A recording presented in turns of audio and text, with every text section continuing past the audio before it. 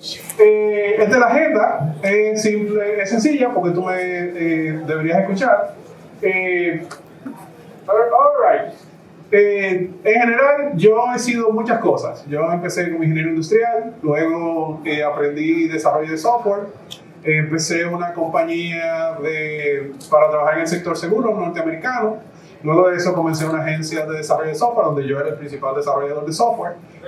Y actualmente soy ingeniero UX para una Fortune 500, además de hacer otros trabajos como Service Design para múltiples compañías.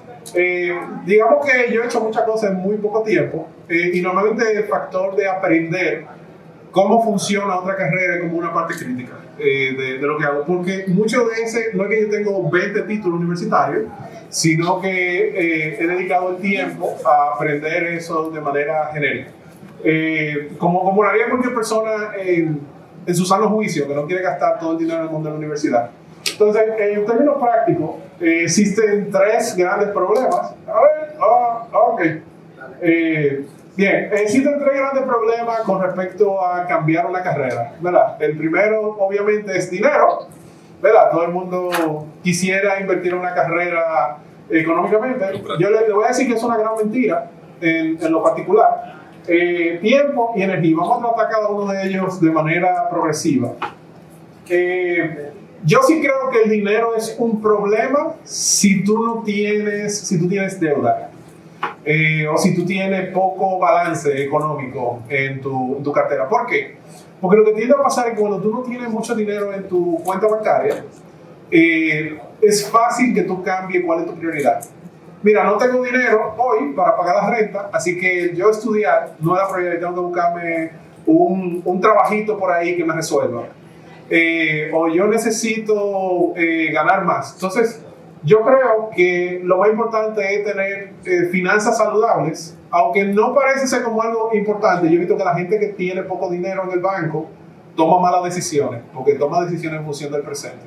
Entonces yo creo que si tú vas a hacer un cambio radical de carreras, tal vez tú deberías dedicar un tiempo a tener cierto nivel de ahorros que te permita hacer eso. Lo otro es que cuando tú no tienes dinero, en particular, tú no puedes optar por una certificación. Por ejemplo, en el área donde yo trabajo de User Experience, una de las certificaciones más conocidas te cuesta, tú tienes que hacer 5 cursos, tomar mínimo 5 exámenes y en total son como $6,000.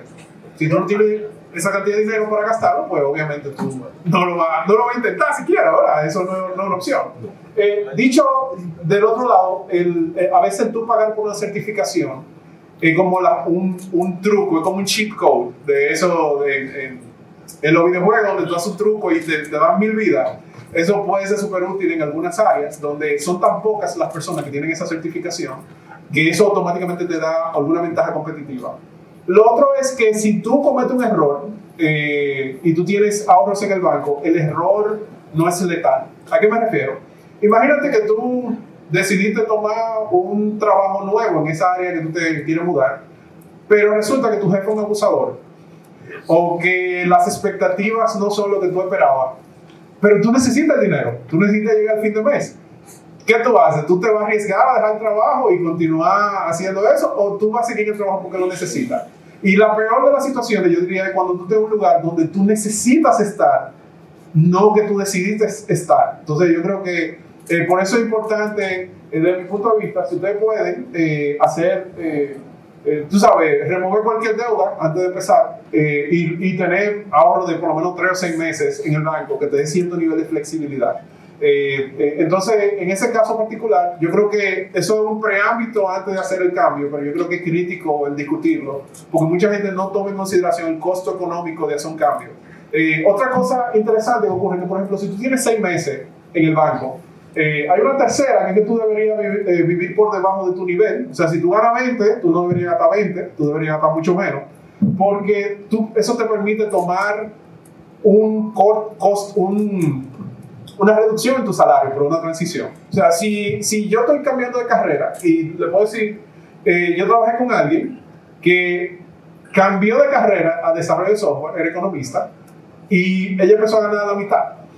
Pero resulta que ese salario, que era la mitad de lo que ella ganaba en el lugar donde estaba, era con lo que ella podía vivir. Ella tenía suficiente, tenía ahorros.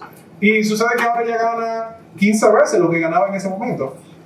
Simplemente porque fue una buena inversión. Entonces es bueno ver un cambio de carrera como una inversión donde muchas veces tú vas a tener que poner dinero antes o vas a sacrificar ganancias. Si tú quieres un cambio inmediato, pues puede ser que tú hagas una mala inversión, porque lo que tienen inversiones rápidas están hablando con mantequilla o están jugando, tú sabes, la ruleta rusa. Entonces es importante identificar si tú estás haciendo inversión o tú estás jugando, apostando en un casino. Entonces, bueno, la siguiente de tiempo. La mayoría de la gente que me dice, mira, yo quiero hacer un cambio, yo quiero empezar a estudiar programación, o yo quiero moverme a UX, pero es que estoy muy ocupado y tengo muchas cosas que hacer. Este tiempo es como la excusa principal que me dan. La mayoría de las veces, esa misma persona, tú le preguntas, oye, ¿y qué pasó con House of Dragons este domingo? Y yo estoy seguro que ellos te van a decir qué fue lo que pasó. Y resulta que hay dos costos importantes que la gente promedio tiene. Tal vez ustedes no son así, pero en general la mayoría de las personas pasan cerca de 2 horas y media al día en social media. Si ustedes creen que es mentira, ustedes pueden ver el metraje que tiene el celular, donde le dice la cantidad de tiempo que ustedes pasan. Entonces puede ser tal vez un buen momento para borrar Instagram. La verdad es que ustedes se sienten mejor, ustedes se sienten más inteligentes después de usar Instagram por 2 horas y media cada día, no creo. Igual, yo hice el cálculo y eso son cerca de 80 horas a la semana, al mes. Entonces yo creo que tal vez, si ustedes le bajan un chip, no tienen que, tal vez si ustedes están, saben, en el baño y quieren hacer, pues tal vez lo pueden utilizar, pero la realidad es que ustedes pueden ahorrar mucho tiempo y tienen tiempo de más. El otro factor importante es streaming. Déjame ver. Ok. Entonces, esto es como una métrica de cuántas las personas en Estados Unidos no se ve tan bien como esperaba. Pero en Estados Unidos la mayoría de las personas dedican más de 9 a 10 horas a la semana viendo películas y Netflix. Y usted sabe que ese botón es súper incómodo, nunca se pasa al siguiente capítulo solo. Entonces, en términos prácticos, eso yo creo que puede ser un buen punto para comenzar. Eliminar esa parte importante. Discúlpame que dure tanto en esta parte, porque si tú empiezas mal, es muy probable que tú termines mal, porque no planificaste para las situaciones imprevistas. Y por último, está la parte de la energía. La energía yo creo que es una de las cosas que las personas menos discuten en cuanto a la administración del tiempo. ¿Y a qué me refiero?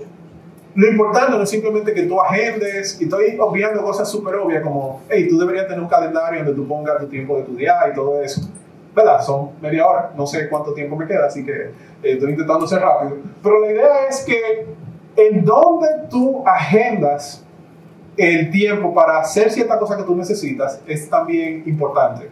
¿Por qué? Porque no es lo mismo el tú levantarte temprano, descansado, a estudiar, que tú hacerlo a las 10 de la noche, cuando ya tú estás explotado del día, que eso es lo que no te queda más nada por hacer, y donde tú te estás durmiendo.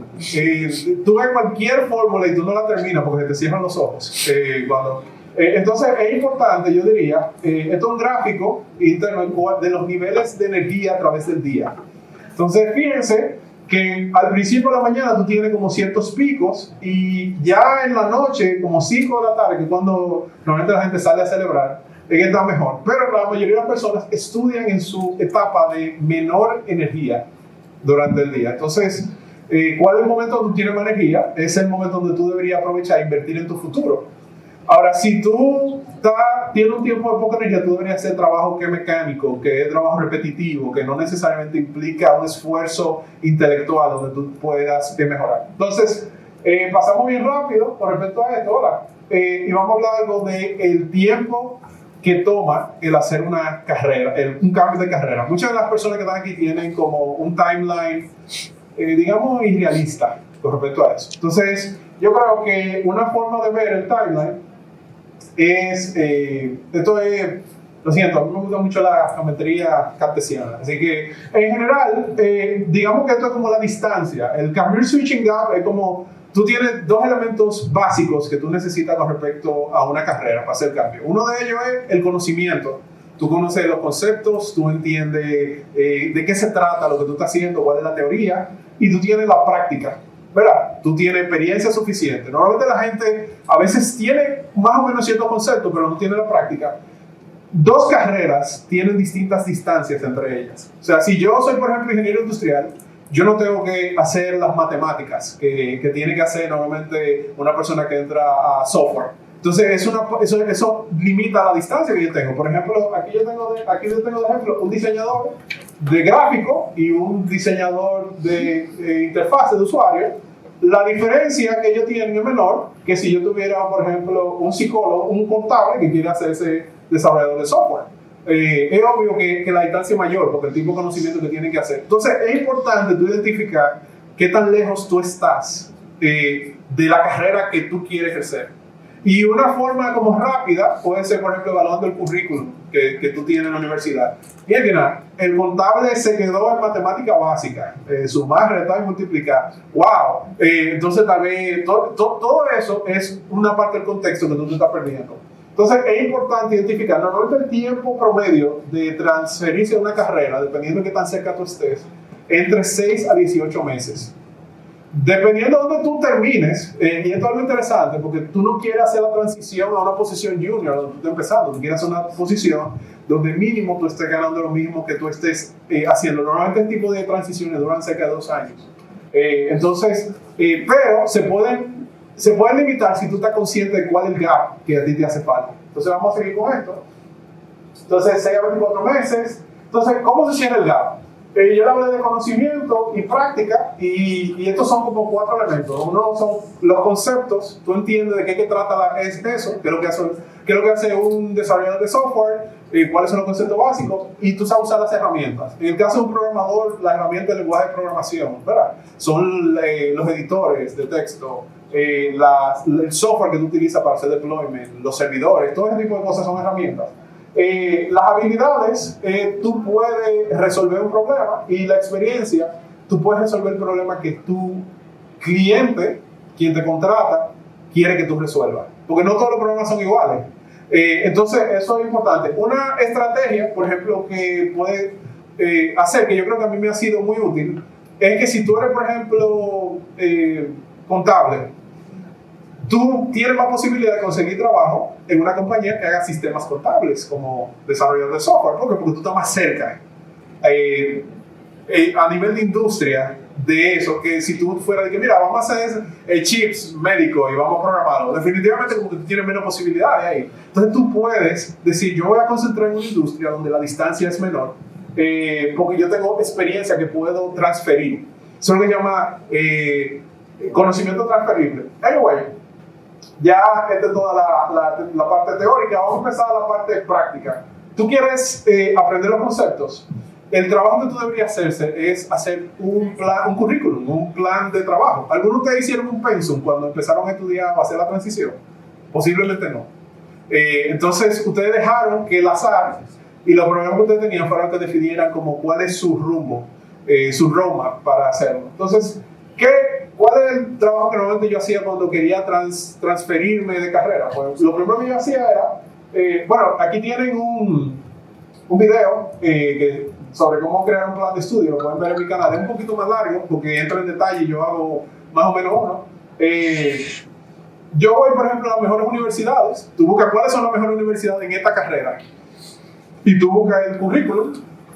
Por ejemplo, esto es un currículum de lo que se llama Human Computer Interaction, que es un nombre menos sexy para UX Design. Y entonces yo tomé el pensum y digo, ok, estas son las materias. Y digo, mira, tengo experiencia programando, y yo tengo cierta experiencia también leyendo sobre Lean Startup y todo eso. Ok, yo borro todas las materias que no corresponden y luego las clasifico. Entonces me doy cuenta que hay una serie de materias que están ahí que son prácticas. Esas van a tener que ser parte de mi sección de cómo yo planifico mi desarrollo de aplicaciones, y la otra parte son materias teóricas. Entonces, ya yo tengo de qué yo debo leer, y esa es parte de mi pensum. Yo puedo ver un video en internet, pero honestamente, para ganar conceptos, es mejor leer libros. Entonces, ¿qué tú haces? Este es otro modelo, el otro modelo un poquito más avanzado, que es donde tú dices, ok, yo tomo no un programa, sino que yo tomo 4 programas, y yo digo, ¿qué tienen en común todos estos? Y yo hago uno nuevo con todos esos programas, donde yo identifico qué es lo más importante. Eso requiere un poco más de investigación, Pero ¿qué yo hago después de esto? Yo entro a cada una de las asignaturas en ese programa y aquí ustedes pueden ver aquí debajo que dice syllabus. El syllabus es como el detalle del programa de clases. No sabía esta parte. Weird. Anyway, en el syllabus está todos los libros que se utilizan. Tú los extraes y los pones en tu lista de libros a leer. Y voilà, tú tienes tu lista de lectura de lo que están leyendo la gente de la industria, lo que están estudiando en la universidad con respecto a eso. Tú no tuviste que pagar un solo peso, tú lo estás utilizando y tú empiezas a leer esos libros en el orden que más te parezca. No significa que tú lo vayas a leer todo, porque lo que tú vas a aprender es que vas a empezar a discernir lo que es bueno de lo que es malo, y tú vas a empezar a encontrar otros libros. Entonces, ya tenemos una idea de los conceptos, las herramientas. Yo diría que las herramientas tú puedes utilizar tutoriales en YouTube. Normalmente a mí me funciona súper en tú decir, bueno, yo quiero aprender qué están utilizando la gente que utiliza UX Design. Bueno, todo el mundo usa Figma ahora, eso es lo que está de moda. Tú buscas...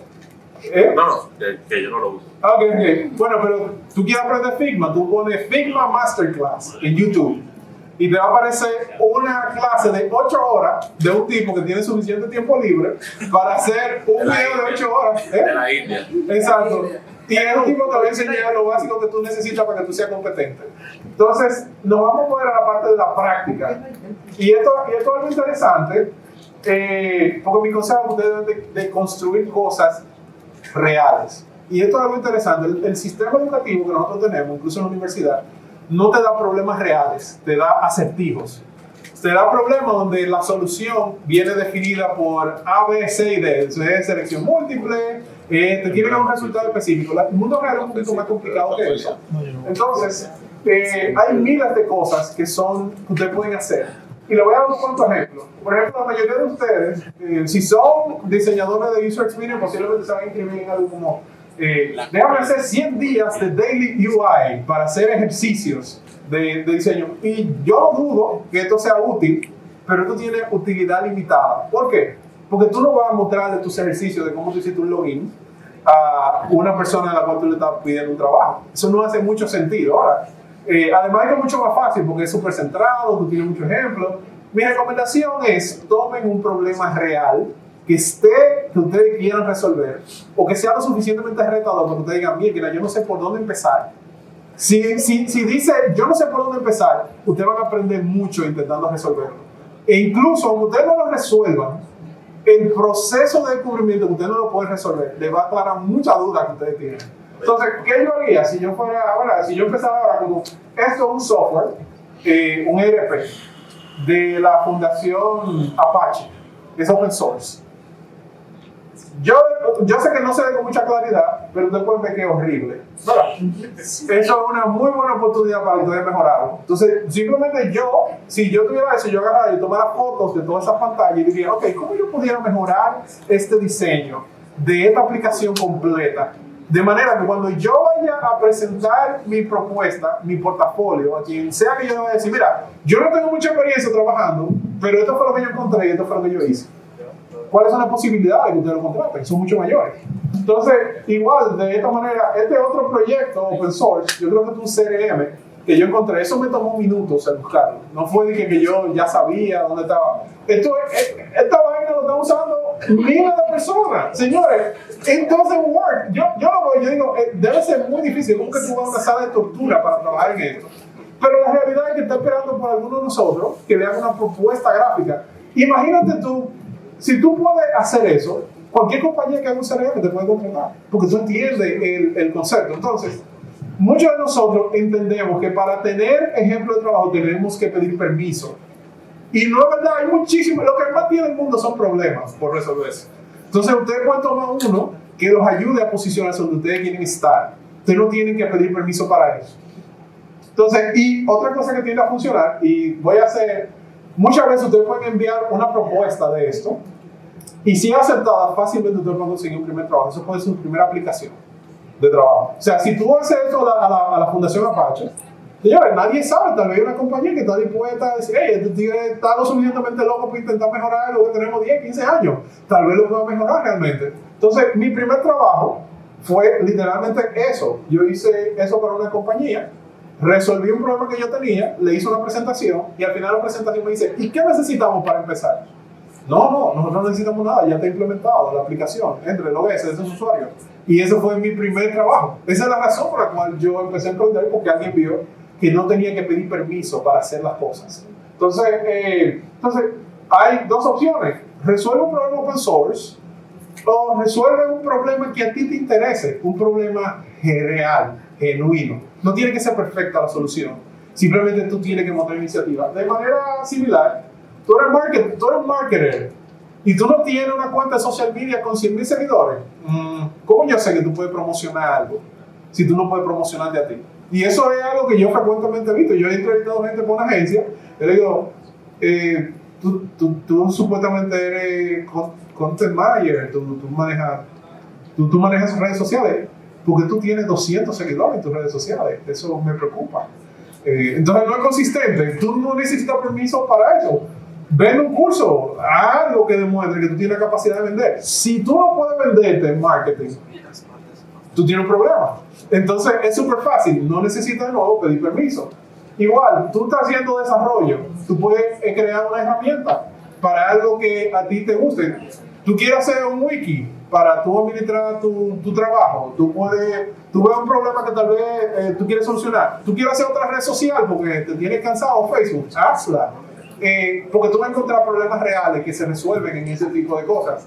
Entonces, no está la excusa de que no tienes experiencia. Un punto importante que yo quería hablar es que la mayoría de ustedes van a tomar esta ruta y es que ustedes van a decir que no se sienten lo suficientemente preparados. Así que lo primero que hay que hacer es estudiar. Y después que yo esté cansado de estudiar, que yo sienta que tengo seguridad, yo voy a hacer algo. Yo voy a hacer proyectos, yo voy a hacer experiencia y ahí es donde yo empiezo a pedirle a otra gente que me dé la oportunidad, el chance, que yo soy un colaborador, tengo liderazgo y todo eso, pero tú no tienes nada de experiencia.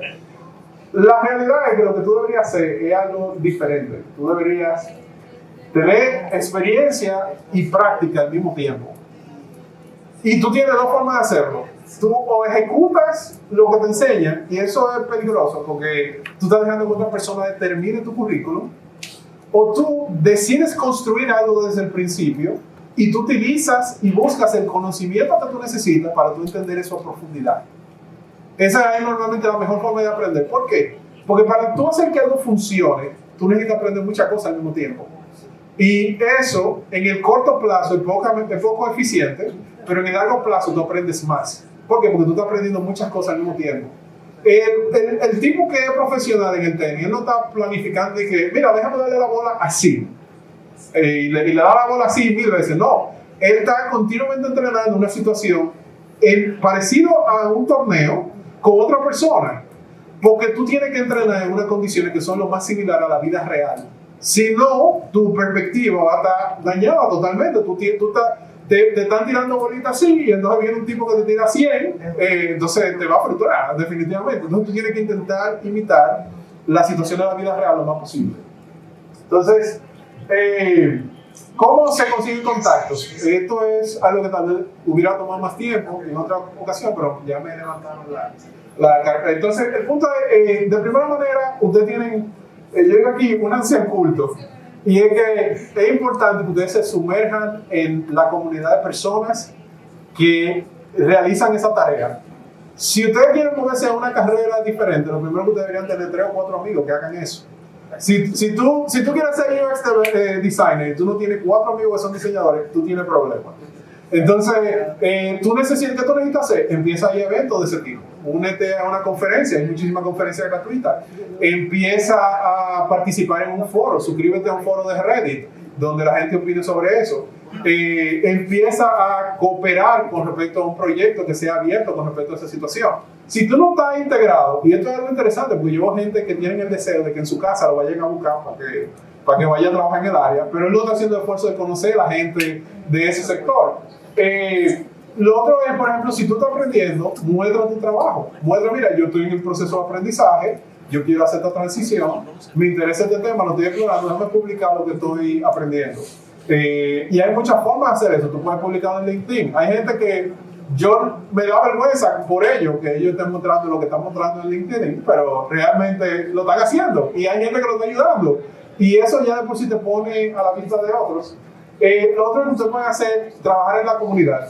Cuando yo empecé a aprender de User Experience, una de las primeras cosas que yo hice fue que, bueno, porque aquí no hay una comunidad de gente que trabaja en User Experience. Y entonces creamos un grupo y nos empezamos a reunir. Y yo estaba continuamente aprendiendo, pero yo aprendía de la perspectiva de otros o personas que estaban interesadas. Y yo conocí múltiples personas que hacían eso y que estaban también interesadas en ello. Entonces, si no existe la comunidad, créala. Porque tú no puedes. Y empieza a preguntarle a gente que está interesada en eso. Y lo otro es, y yo creo que este es el principal problema que yo veo con la gente nueva, es que muchos de ellos no tienen altos estándares. Y esto es algo interesante porque si tú eres un buen diseñador, lo que tiende a pasar es que una vez tú terminas tu trabajo, tú te sientes inconforme con lo que tú tienes, porque tú tienes estándares más altos que el trabajo que tú puedes hacer. La mayoría de las personas, si tú eres un diseñador que él entiende que él es duro y tú analizas el trabajo y dices, no, pero eso está mal. Tú tienes que tener estándares que sean más altos que tu capacidad, por lo menos cuando tú estás aprendiendo, de ejecutar. ¿Por qué? Porque si no, tú no te vas a mover hacia adelante. Y mucha gente consigue el primer trabajo y se queda ahí. Porque no avanza, porque no tiene estándares más altos que lo que tú tienes que estar consciente de dónde tú encajas en la escala mundial. ¿Por qué? Porque lo que ha hecho el Internet es que ha hecho la competencia plana. O sea, ahora mismo, ya aquí hay gente de Colombia trabajando en el Popular, ¿ustedes sabían? Alguien que yo conocí en Colombia hace años me dice, mira, yo estoy trabajando ahora como UX designer en el Popular. ¿What? ¿Cómo así? ¿Y tú te mudaste? No, yo sigo viviendo en Manizales. Eso es, tú estás compitiendo con gente de todo el mundo. Eso significa que si tú quieres ganar los salarios que ganan los mejores, tú tienes que ser de los mejores. Y eso no va a pasar si tú no tienes tus estándares. Y algo importante que quiero hacer énfasis es que los estándares los debes tener tú, no el lugar donde tú trabajas. Quien debe definir donde tú vas a llegar tiene que ser tú, porque nadie tiene la obligación de entrenarte a tal nivel. Y la empresa puede estar feliz con lo que tú haces. El que no debe estar feliz con eso, que quiere más, debe ser tú. Y si tú siempre estás empujando hacia arriba, eventualmente tú vas a encontrar a alguien que va a apreciar eso y tú vas a poder ser colocado en una mejor posición. No es que tú debes llegar a la posición y subir a la posición, tú debes estar preparado para la posición antes de tú tenerla. Y entonces, alguna pregunta obvia es como, por ejemplo, si yo quiero migrar a ese sector, ¿dónde están los profesionales de ese sector? De hecho, ¿dónde están los buenos profesionales de ese sector? No todo el mundo, la mayoría de la gente es mediocre. Eso es algo que es una realidad. O sea, el 90% de todo es un disparate. Después tú tienes un 10% que tiene algo de calidad. Ustedes lo pueden ver. Las compañías más grandes normalmente son sumamente mediocres en lo que hacen. Entonces, ¿dónde están los mejores de lo que yo puedo aprender? El otro es cómo yo puedo llamar su atención, cómo yo le puedo ser útil. No es, hey, estoy aquí, quiero tu ayuda, sino cómo yo te puedo ser útil a ti. Cómo yo puedo ayudarte en algo que tú necesites. Porque la mayoría de la gente quiere ser importante, pero no quiere ser útil. Y cómo yo puedo ser de clase mundial. O sea, ¿cuál es el estándar global? No aquí en República Dominicana, yo no me estoy comparando con mi vecino, porque yo quiero un trabajo remoto, yo quiero un trabajo donde me paguen bien, yo quiero ganar 100,000 o más al año. Pues entonces, ¿qué hace la gente que gana esa cantidad? Y nada, yo quisiera, por último, terminar con esto. Esto es una escala que yo creo que es lo importante. Toda esta charla tiene que ver con el hecho de que mucha gente valora el conocimiento y dice, no, yo no cobro por lo que sé, por lo que hago, yo cobro por lo que sé. No, eso no es por lo que tú cobras. Alguna gente entiende que la experiencia es importante y tú ves el currículum donde dice, yo hacía tal o cual cosa y una lista de tareas por hacer. No, la gente realmente está pagando por los resultados que tú ofreces. Los títulos, las experiencias, lo que son un proxy. Un proxy es algo que representa que tú tienes la capacidad de entregar resultados. Entonces, tú debes enfocarte en los resultados que tú puedes entregar, no en los títulos o conocimientos que tú tienes. Es muy diferente a alguien que me diga, yo hice todos los cursos del mundo de UX, alguien que me diga, mira, yo llevé de 0 a 15 millones de personas esta aplicación. O ya la desarrollé de 0 y ahora tenemos 200,000 clientes. Eso es diferente, ¿verdad? Como que suena diferente. Entonces, el énfasis no es lo que tú sabes o la responsabilidad que tú tienes en un trabajo, sino lo que tú puedes hacer por ellos. Y si tu modelo no toma en consideración los resultados, tú vas a ser una de las personas que son un androide, que tú lo pones a hacer algo. Mira, hazme tal cosa, ponle más diseño a eso, ponle más color. Tú vas a ser un minion. ¿Tú ves? Entonces, en lo particular, si tú quieres tener un puesto en la mesa, tú tienes que ser capaz de demostrar que tú das resultados. Y al final de cuentas, eso es lo importante. Y eso es lo que tú quieres demostrar con tu carrera, sea que tú vengas de una universidad prestigiosa o no. Entonces, en la práctica, yo creo que eso es lo importante. No sé si tienen alguna pregunta. ¿Esa es la presentación? Sí. Tengo una pregunta.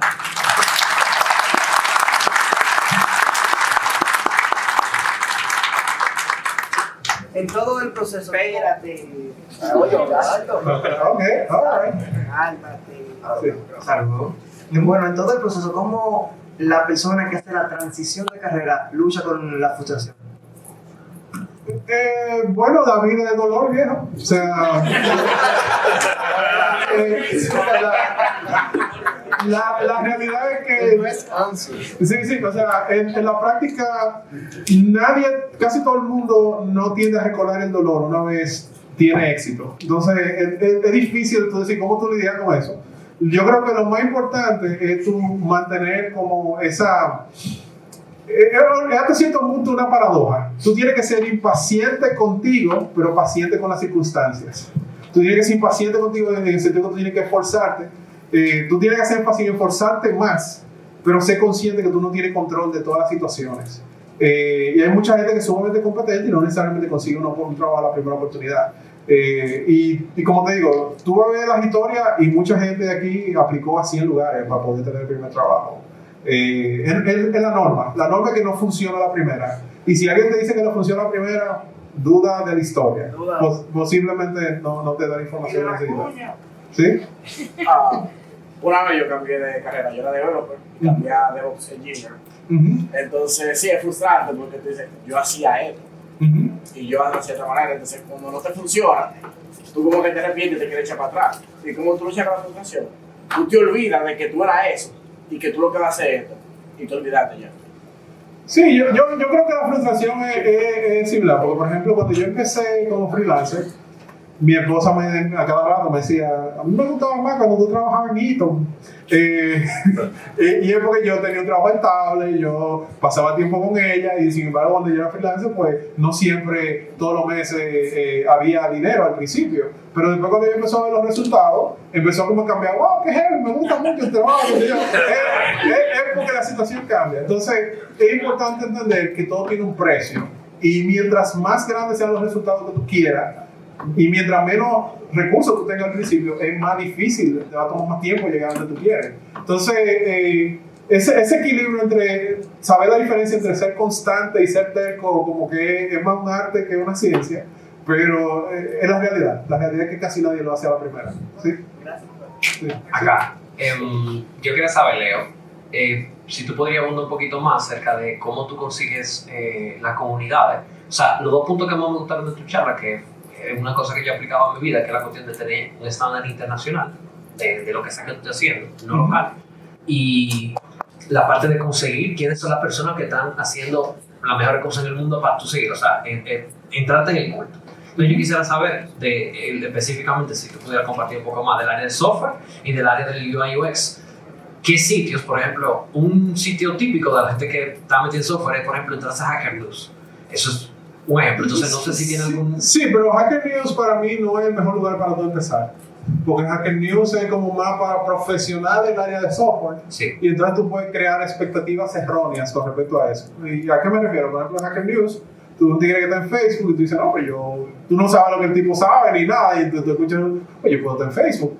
Yo creo que tú debes estar en un lugar donde sea newbie friendly, pero que esté la persona. Por ejemplo, en la comunidad de Python, a mí me gustó mucho que tú podías apoyar los user groups y tú podías ir por ejemplo, para mí el factor transformador con Python fue yo ir a PyCon y yo conocer gente que estaba haciendo en real life y que yo le podía decir, mira, esto es donde yo estoy ahora mismo.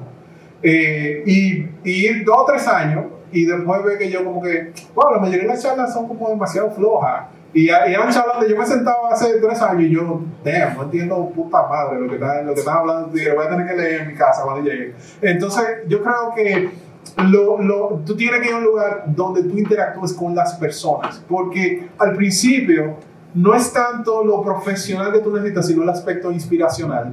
Y gente que te den como tidbits, como pedacitos de sabiduría. Por ejemplo, yo recuerdo que yo me senté en una mesa con Luciano Ramato, que él escribió un libro súper famoso de Python, que yo se lo recomiendo incluso a los chicos que empiezan nuevos a la compañía. Y el tipo, yo me senté como media hora, y el tipo dice, mira, yo creo que el futuro de la tecnología va por esa vía. Y yo, mierda. Y 4 años después de esa conversación, yo estoy viendo que todo el mundo está diciendo, esto es lo último, qué sé yo, no sé dónde. Yo no sabía hace 4 años. Porque ese tipo me dio un consejo que me hizo concentrarme en algo que tenía valor. Entonces, esa pequeña experiencia puede ser motivación para tú ver lo que te falta. Yo diría que eso es algo importante. Yo creo que las comunidades hacer preguntas específicas, tú puedes convertirte en alguien que ayuda en esas comunidades a los nuevos. Yo me he dado cuenta que una de las mejores formas de aprender es tú enseñando. Entonces, tú puedes decir, bueno, vamos a hacer la comunidad, yo no sé de esta vaina, pero ayúdenme y me hago el voluntario. Así fue que yo empecé en Python. Yo era el que menos sabía de la comunidad y yo le decía, bueno, no hay nadie para la charla, yo voy a perder 2 días de mi vida aprendiendo eso en la documentación y haciendo ejercicio y le voy a pedir su ayuda. Y los tigres me ayudaban y me empujaban y eso me ayudó a terminar programando en Python. Entonces yo creo que eso fue importante. Y lo otro es que si no existe, yo diría, la comunidad, empieza, por ejemplo, Jorge, que estaba aquí, él envió un mensaje por Google Plus. Muchos de ustedes no saben lo que es eso siquiera. Entonces, y ahí fue que nos juntamos la primera vez. Y un grupo de gente hablando de Python. Sí, yo quiero trabajar en Python. Aquí no había empresa en Python. Y ahora hay empresa en Python por ese grupo que se juntó. Entonces, en la práctica, yo creo que es como ese mix de ve a una conferencia, si no organiza una, hay esfuerzo, diría yo, y hay conferencias digitales. Por ejemplo, tú trabajas en el área de microchips que es un poco más difícil y los salarios son bajos relativamente. Entonces, por ejemplo, casi toda AXI, yo creo que así que se llama la Engineering International Organization, yo sé que tienen conferencias, simposios. La IEEE. Exacto, IEEE, ellos tienen una serie de simposios y tú puedes aplicar como minority. Mira, yo soy un tigre de la República Dominicana, somos un país del tercer mundo, ayúdame. Eso ayuda, hay gente que lo hace. Hay que dejar la vergüenza. Yo quiero aprender, estamos aquí. Otra cosa, por ejemplo, en el caso tuyo, aquí hay pocas compañías, pero hay compañías que trabajan con este tipo de cosas que tú pudieras conseguir trabajo. Por ejemplo, tiene Eaton. Eaton abrió recientemente yo trabajé cierto tiempo en Eaton. Exacto, y tiene un laboratorio de diseño ahora, entonces tú puedes decir, bueno, acércate a un ingeniero de Eaton. Pregúntale, mira, yo quiero aprender más sobre esto, de la experiencia que tengo, ¿qué ustedes creen? Y fácilmente tú eres un potencial contratista o contratado de Eaton. Entonces, como te digo, hay múltiples cosas. De hecho, aquí hay un profesor de AP que se llama Carlos Niquet, que él trabaja en Eaton, que él es él trabaja diseñando circuitos y cuestiones eléctricas. O sea, hay oportunidades, lo que pasa es que uno no tiende a preguntar. Y tal vez esa es otra cosa. Pregúntale a la gente que tú conoces, porque muchas veces uno subestima cómo la gente que uno conoce lo puede ayudar. Yo le dije a una persona, yo estoy obsesionado con esto de cripto, quiero aprender todo lo posible. Y lo primero que hizo esa persona me dice, mira, yo conozco una persona, te voy a contactar. Ni idea de quién era esa persona. Y resulta que era una persona que estaba haciendo un fondo de inversión en cripto. Y entonces como que, holy cow. Y ellos estaban desarrollando tecnología para comprar los bitcoins. Es una historia un poco larga, pero el punto es que ese fue mi primer contacto con respecto a cripto. Y fue porque yo me puse a hablar a la gente y yo quería aprender más. Simplemente eso, y alguien me contactó y me dio, y yo terminé, y me recuerdo, fui a Argentina a un viaje, después fui a Miami a recibir un training de uno de los core developers de Bitcoin, y todo eso fue porque yo me puse de fresco, ¿verdad? Que yo quería aprender. Entonces es importante que tú utilices el network, porque quien menos ustedes piensa, ¿verdad? Como dice, de cualquier yagua vieja sale el tremendo de la cara. Cualquier gente que usted conoce puede tener más información de lo que ustedes creen, y es simplemente poner, hey, estoy interesado en esto. ¿Qué ustedes me recomiendan? Anyway, creo que me pasé de tiempo. Ok, alright. ¿Ya pasó el giveaway? No. Entonces, hay una pregunta. Pedro te coordina. Pedrito. Una. Ok, alright, sí. Jonathan, tú mencionabas que hay que ir a la fuente del sílabus como un recurso para documentarse para el cambio. Pero me interesa saber, en base a eso, si consideramos mentorías, ¿tú entiendes que se pueden llevar a la par o no sustituye al otro? Lo que yo creo que las mentorías tienen que tener como un propósito específico. Yo creo que, por ejemplo, si tú quieres ser mentor o tú quieres tener una mentoría y tú no has hecho tu trabajo primero, tú estás perdiendo posiblemente tu tiempo. Porque es como que es importante como tener esa introspección y decir, esto es lo que yo necesito, porque tal vez tú tengas el mentor equivocado. Entonces, algo que cuando yo veo gente que me dice, yo necesito que tú me ayudes o que tú me des consejos, ok, ¿qué tú has hecho? Y entonces, si tú no has hecho nada, posiblemente no es tan útil la mentoría. Anyway, yo creo que las mentorías son útiles. Tú necesitas gente que te guíe, que te den. Pero del otro lado, tú tienes que considerar el tiempo de la persona que sea que te esté dando la mentoría. Porque esa persona es importante que tú puedas ver, que tú tomes en consideración lo que te dice. Lo digo porque yo he tenido mentores que han sido muy buenos y yo no he aprovechado lo que ellos han sido en ese momento. Y es después de cierto tiempo que digo, ¿qué me perdí? Perdí la oportunidad de aprovechar de ti y sacar el jugo lo más posible. Entonces, si tú tienes un mentor, trata de aprovechar el tiempo con él y darle problemas difíciles que te ayude a resolver. Tú sabes, entonces trata de hacer tu trabajo y anyway, o sea, mientras más ayuda tú tienes, mejor. De hecho, yo les recomendaría a la gente que tenga como lo que yo le llamo como su grupo de consejeros, su grupo de gente que tiene mucha más experiencia que tú, que son buenos en esa área específica y que tú le puedas hacer preguntas de un área específica donde ellos son excelentes. No es que tú le vas a decir a una persona que es experto en finanzas, de que mira, vamos a hablar de mi relación amorosa. No, tú vas a hacerle preguntas a un experto en función de lo que él es un experto. Porque hay personas que son expertos en ciertas cosas que tú no deberías preguntarle a otra cosa. Entonces es importante elegir esas áreas. Yo normalmente lo que hago es que digo, yo voy a empezar algo nuevo. Hay 3 áreas que son las más críticas donde yo no sé nada, donde yo soy un estúpido. Entonces yo busco 3 gente que son expertas en eso. Y ese es mi consejero de ese momento. Mira, vamos a salir a comer. Quiero hablar contigo, preguntarte tal cosa. Y tú creas una relación genuina, pero también tú le dices, mira, yo quiero aprender más de ti. Yo creo que estamos creando el espacio para poder compartir eso. Entonces tú tienes gente con la que tú vas a salir al mes, que tú le vas a hacer preguntas, pero tú vas a demostrar genuino interés en su vida y tú le vas a ser útil lo que tú le puedas hacer útil. Después tú tienes la conversación, tú le dices, mira, es que yo te puedo ser útil en función de lo que tú sabes de mí. Y es importante que no sea algo transaccional, sino que genuinamente usted quiera tener una relación con esa persona.